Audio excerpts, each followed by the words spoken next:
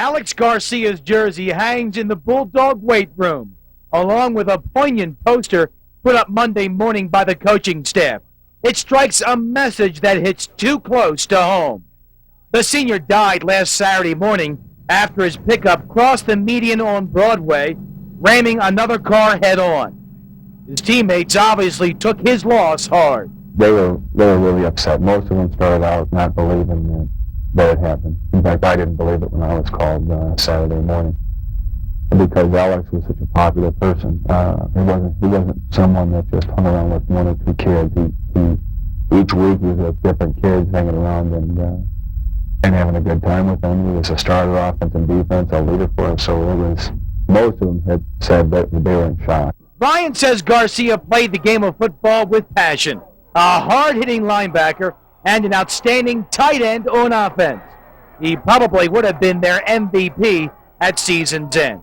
Tonight, they'll wear black wristbands in his memory. We're playing the football game. It was dedicated by the kids to play a game in memory of Alex. They're going to play football because they love to play football, but they like to remember how Alex played. Better yet, they'll remember how he died.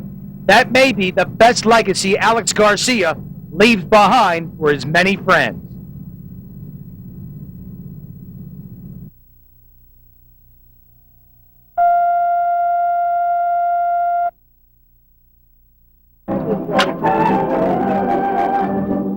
It was an autograph hound's best dream.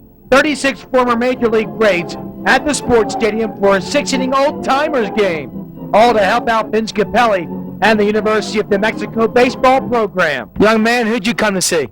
Ernie Banks and Lou Brock and Frank Robinson. Bill Mazeroski, best second baseman in the National League. I came to see Gaylord Perry, and I hope Jerry Kuzman. Who'd I come to see? Well, I'm from Baltimore. I wanted to see the ex-Oriole, Paul Blair. When he played center field, you couldn't put one over his head. Isn't that right? That's absolutely right. If you put it over my head, it had to be a souvenir. Plenty of souvenir memories from this one, like in the first inning. It was like old times. The ump checking out Gaylord Perry. Already, they're digging back into your past. Was there a foreign substance? Oh, we just had to have a little fun out there. Or how about when three-time All-Star Bobby Bonds took Robin Roberts deep to left? The two-run homer put up a 6-run American League second. You know, swinging a bat is something that you got to realize that we've done most of our lives. So it's something that you really don't forget how to do it. You know, every now and then you get lucky. And for a moment, I thought we'd have a good old-fashioned rhubarb.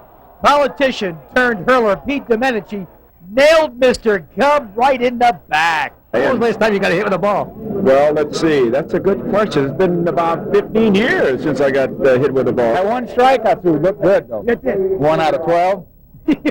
We're hoping for 10 to 12,000 people here, and of course we didn't even make half of that.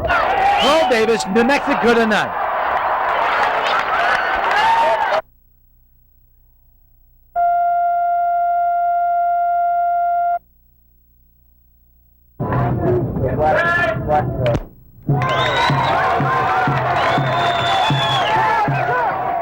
And they were all bright and early this morning. Almost 5,000 runners in the Duke City's answer to Marathon Mania. Come the first water station at 4 miles, the men's full marathon front runner was this guy. What's your name, buddy? Shelley.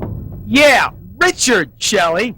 And he was still the man through the halfway mark on Coors Road, Albuquerque's version of Heartbreak Hill. Although there was a pack right on his trail, Shelley had to keep up the pace. Marker 14, we have 12 miles to go. So says the Woolly Bird. Right after the Woolly Bird and Paseo del Norte Bridge, the 26-miler was up for grabs. Robert Yara and Danny Bustos right with Shelley. And by the time they reviewed the banners and got the host job, Ganodo, Arizona's Alvin Begay had it won in 2 hours, 22 minutes. Did this one take a lot out of you? No, not really. Any idea how you'll spend that $2,000? I'll save it for right now and decide later. The half marathon featured loads of talent, too. Several former winners and a couple of Olympic trial gents. Why, they needed lots of fluids to keep this bunch going. The $2,000 top prize in this one to a Kenyan now living in El Paso. James Munyala. For the women, about 9 minutes back, Arizona's Maria Trujillo bested the likes of pre-race favorite Priscilla Welch. For Trujillo, her second straight Duke City win. It wasn't easy because I knew the field was tougher than last year, so I had to push the pace a little bit. Paul Davis, New Mexico Tonight.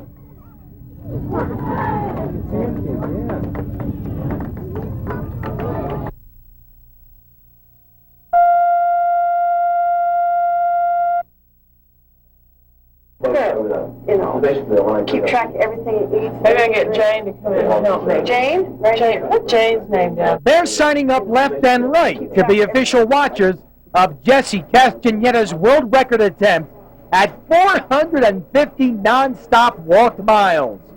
The 48-year-old Chihuahua, Mexico native playing guinea pig for UNM's Human Performance Lab today. They want to see exactly what happens to a guy after the unbelievable feat or feats. What we can learn is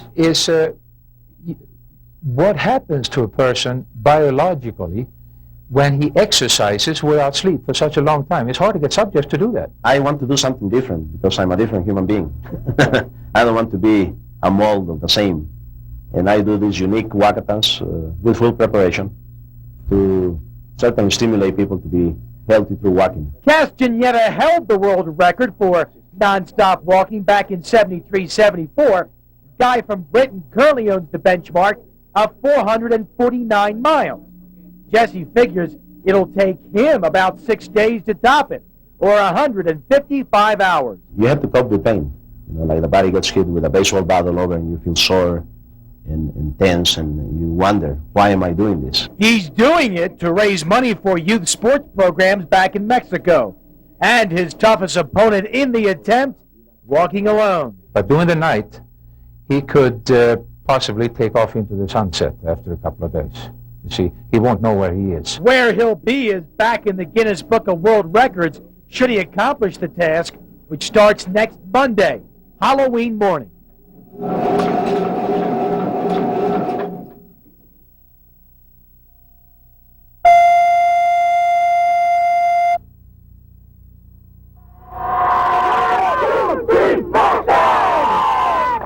It's Super Bowl Sunday in the Young American Football League. Can't you tell? Just look into the eyes of the West Mesa Mustangs. Just look at the determination. They will to win. After the coin toss, Del Norte and West Mesa for all the marbles. Let's go, defense! Let's go, Logan! Let's go! Let's go! Let's go! Let's go, Mustangs!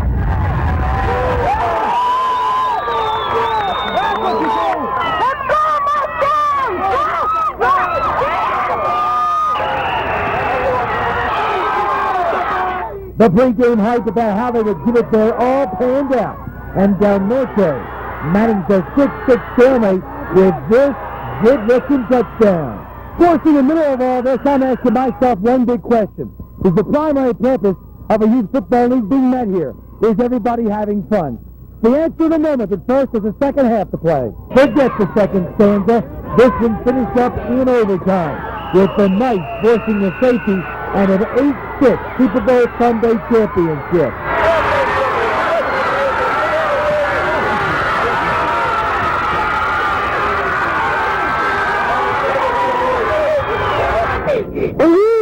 That's been throughout the whole year. Now we lost to a 6-14. But since they did win, do we say the better team won? Can I ask you this? Did you have fun out there? Yes. They're still number one. The Mustangs will always be number one. But they'll get over it. They'll go on. Indeed they did, with second place medallions around their necks. And in my estimation, just that much better prepared for the more significant setbacks in life. Paul Davis, New Mexico Tonight.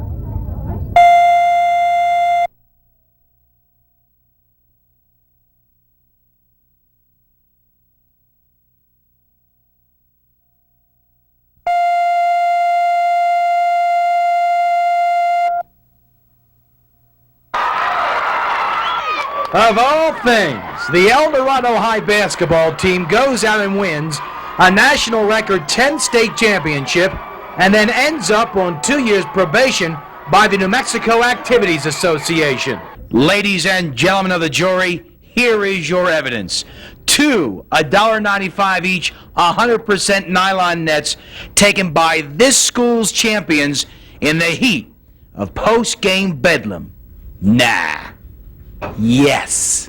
I feel that we should have been reprimanded for breaking that rule. If we wanted to get it changed, there's avenues for us to be able to get it changed. But I just feel that probation is absolutely excessive for that type of infraction. But wait a minute, there's another story here.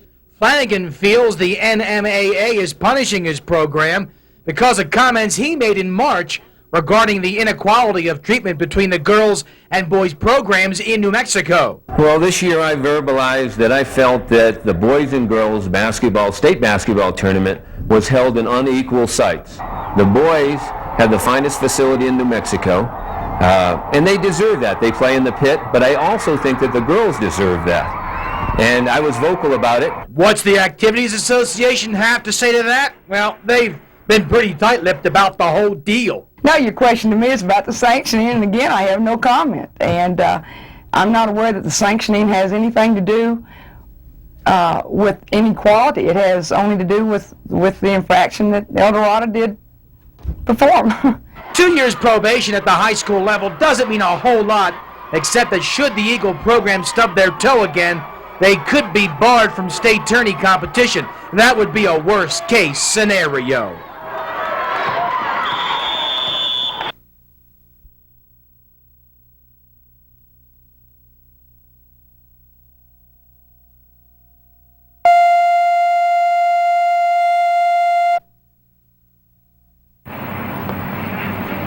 Only takes right ahead now, Tommy.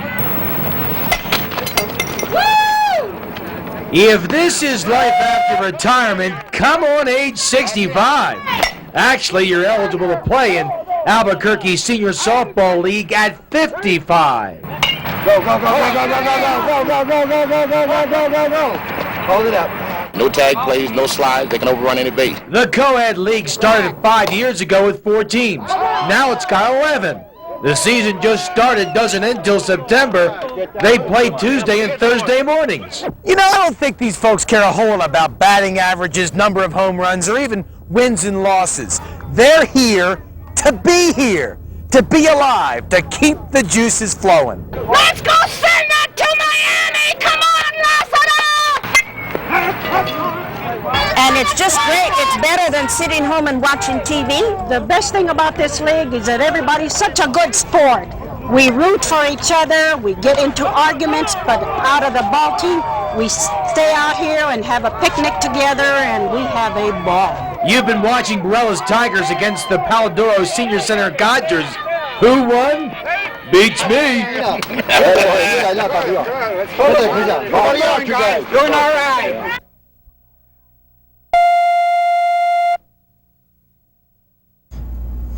Well, this is my prime project, and I haven't decided for sure that I'm going to finish it yet. Believe me, if I know 69-year-old Hugh Burris, he will finish his latest challenge. It would bring his model-powered boat collection to 11. He's got some neat vessels in this fleet. Belongs to the Albuquerque Model Marine Association. Takes time the first and third Sundays of each month to test the waters of Tingley Beach. His 2 sons got him started back in the 60s. They knew their dad needed a distraction from the heating and air conditioning business. Hugh is especially proud of this vessel, the Louisville. Met his wife serving on this ship back in the 30s. He tells me his hobby definitely helped ease the mind years ago when he was in business. I had 14 men working for me, and 8 hours with 14 men on jobs and keeping track of them, your mind gets kind of fuzzy along about 5 o'clock in the evening, and I used to come in and sit down and work on the boats for a couple of hours, and it helped a lot. The thing that I enjoy more than anything else is seeing the other people enjoy something that I've created. If you do nothing all day long but think about what you're going to do tomorrow in the business world, you don't have any time to relax at all, and it's got to be good for you. That's obvious. Just look at Hugh Burris. His hobby clearly helped him through the stressful times.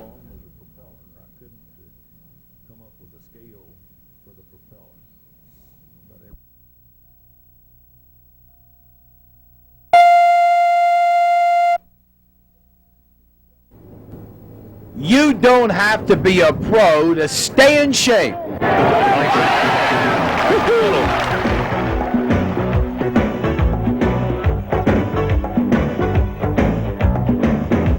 Here in New Mexico, we've got it all.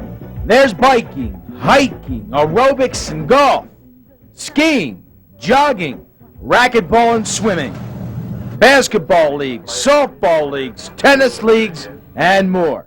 Cost isn't a factor. That's what's nice about municipal parks and recreation department, is that the recreation programs themselves there's a minimal fee.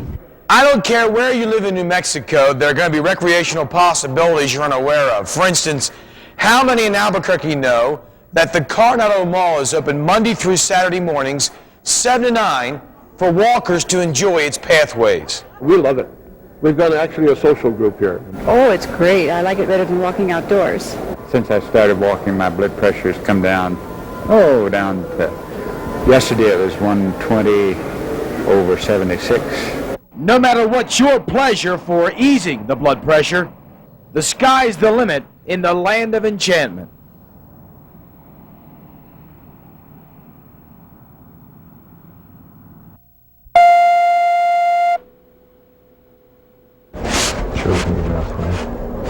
Say, His schedule reads like this: in at 8, out at 6, maybe. 40 patients a day, on call all weekend.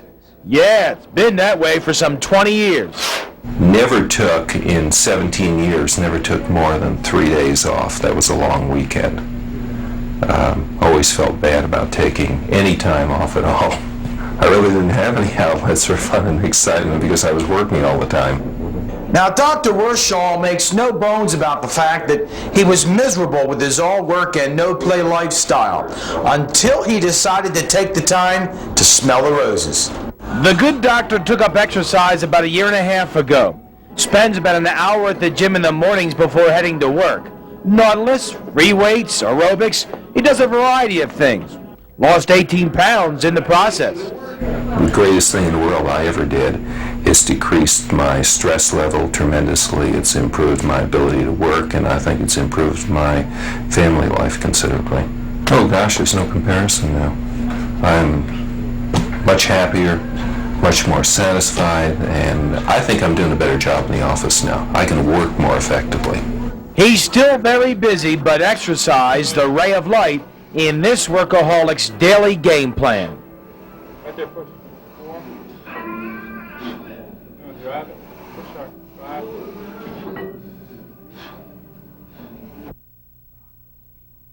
Tacos, bean burritos, tostadas, and more.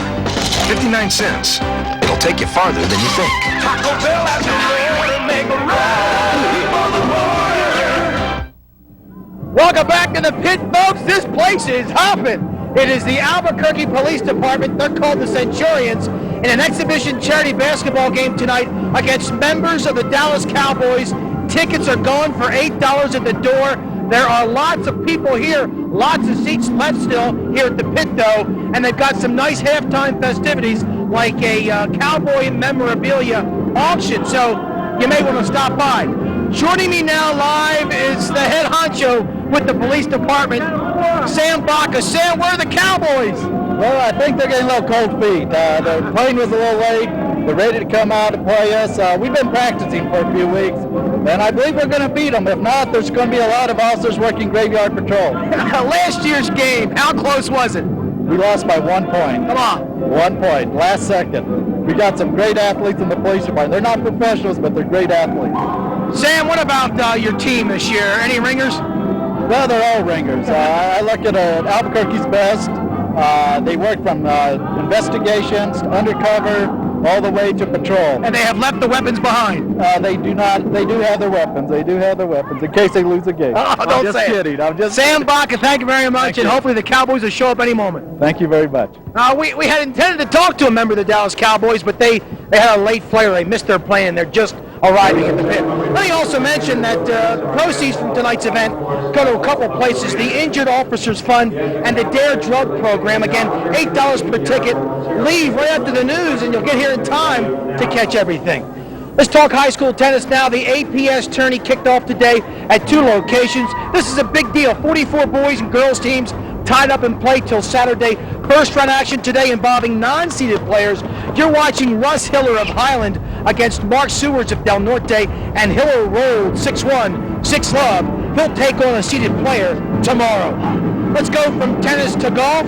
The girls' state tourney, the second week of May, and expect to hear a lot about this young lady, LaQuava's Shelly Shilcoat. She is a senior and the top-ranked golfer in the state. A lot of people tell me I'm a good putter, but I mean, that's just something that, you have your good days and your bad days, and, I think a lot of it has to do with what's in your head and what you're thinking.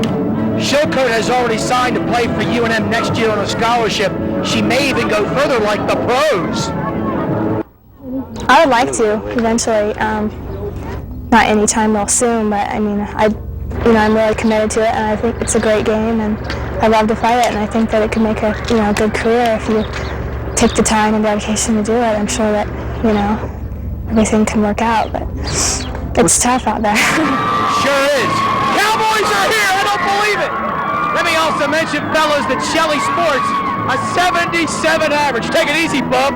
I'm not in shape like you.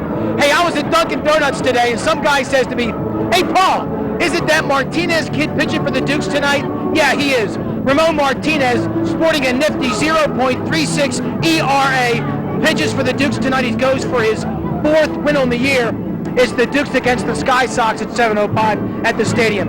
And in the majors today, Tigers and Twins in the 6th, a 2-2 tie.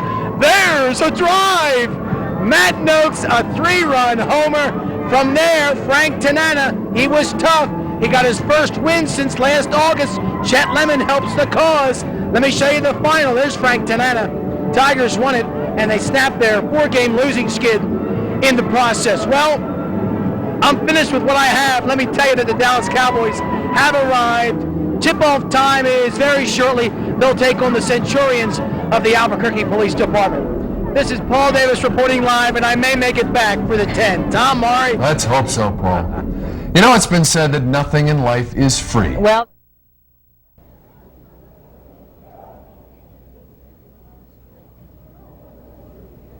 Welcome back to sports, folks. You're looking at live action.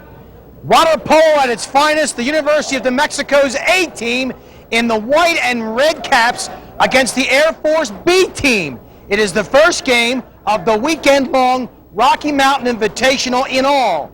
18 teams are competing. They're here from Dallas, from Houston, from Arizona State, Arizona. The Aggies are here, and a club team, the Duke City Aquatics, are also participating. It is the largest such tourney in the Southwest. Now the Lobos in this game, and then they'll play tomorrow at 9 a.m., 3 in the afternoon tomorrow, and then 8 o'clock tomorrow night.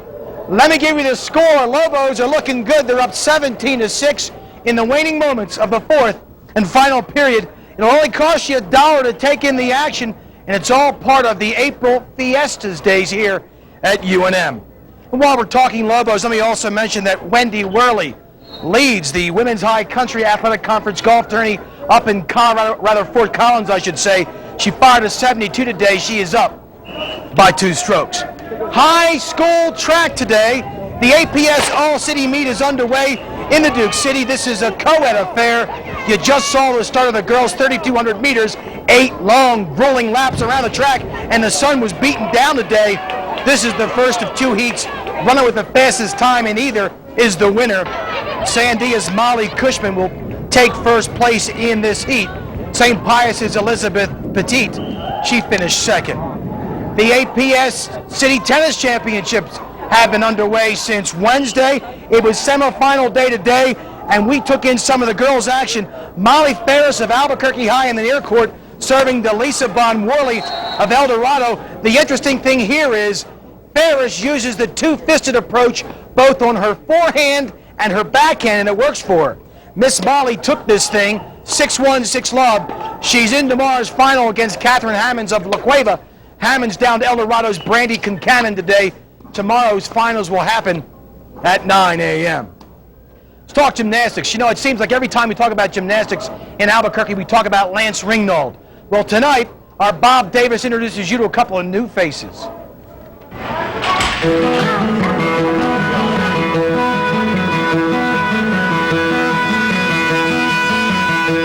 A lot of girls try dance or acrobatics for a while, and sometimes that is not as challenging a sport or activity that they're looking for, and as a result, they look for challenge. Julianne Newmark and Kelly Metzner aren't your typical 13-year-olds. They've dedicated their lives to gymnastics, and whatever it takes to be the best. We come in about 4 to 5 hours, 6 days a week, and sometimes you have little aches and pains, but you know you have to go on because there's bigger and better things ahead. The girls recently competed in a regional meet in Texas, and both placed in the top 20, which qualifies them for the national meet next month. They just have an innate need and a desire to win, and you can't really teach that. Charzik, along with 16 other instructors at the Albuquerque Gymnastics School, pass along their love of the sport to girls as young as age 2. And while they're still technically little girls themselves, Newmark and Metzner have combined their youthful exuberance with a style and grace, and there's no telling how far they might go. You think that, wow, I can actually do things that other people can't do. It's sort of like flying, I guess. Bob Davis, News for New Mexico. Jeff Fisher pitches for the Dukes tonight as they take on Portland. The Cubs beat the Padres today 3-1, and the Lobos are up 17-6 on the Air Force B team, and it doesn't cost you a dime, I'm told, to be here at the Natatorium this weekend. Tom, Maury? All right, thank you, Paul. We will take you to court next on Channel 4.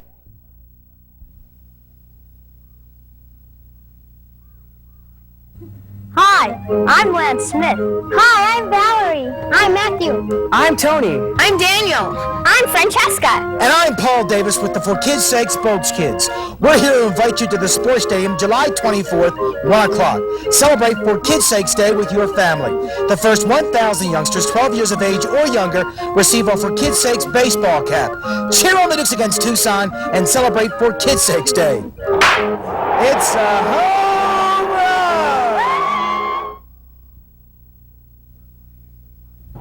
We're putting extra time in the gym these days to get ready for the big bargain bag weekend. On August 27th and 28th, KOB TV4 will hang one of these on your door. Come on. Inside, you'll find valuable coupons, information on how to get in free to the September 3rd Lobo game, 93 KKOB's cash card, our Channel 4 Olympic guide, and details on how to win Olympic gold and a trip for 2 to Hawaii. Channel 4's big bargain bag coming to your house soon. Come on, work those legs, flex those wrists.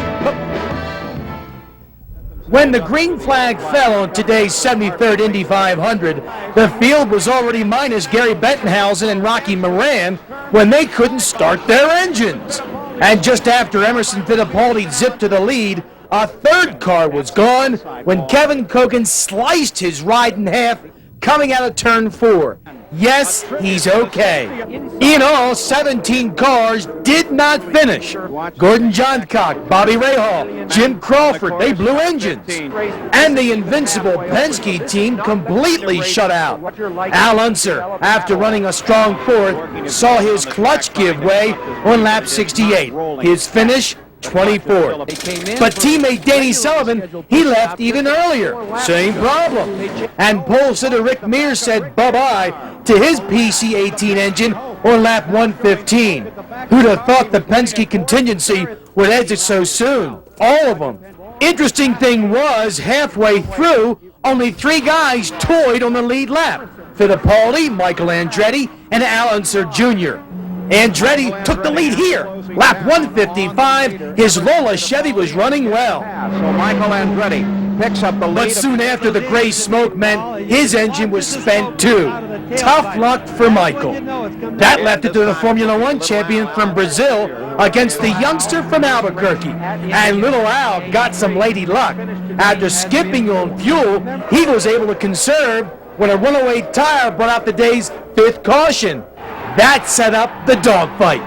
With 4 laps to go, Unser made his move. He had the lead. It's a drag race going into 3, and Little Al has the lead. Both wives uncontrollable in the pits. Then, out of turn 4, Fittipaldi, the low road, Unser, the high. Something had to give. Little Al brings it down low. They touch. Little Al. It was over for New Mexico. As Shelley cried and Little Al recovered from his daze, Emerson Fittipaldi coasted to his first Indy 500 crown under yellow. His average winning speed, 167 miles per hour. Unser Jr. was second. Raul Boesel was third. Mario Andretti fourth. A.J. Foyt fifth.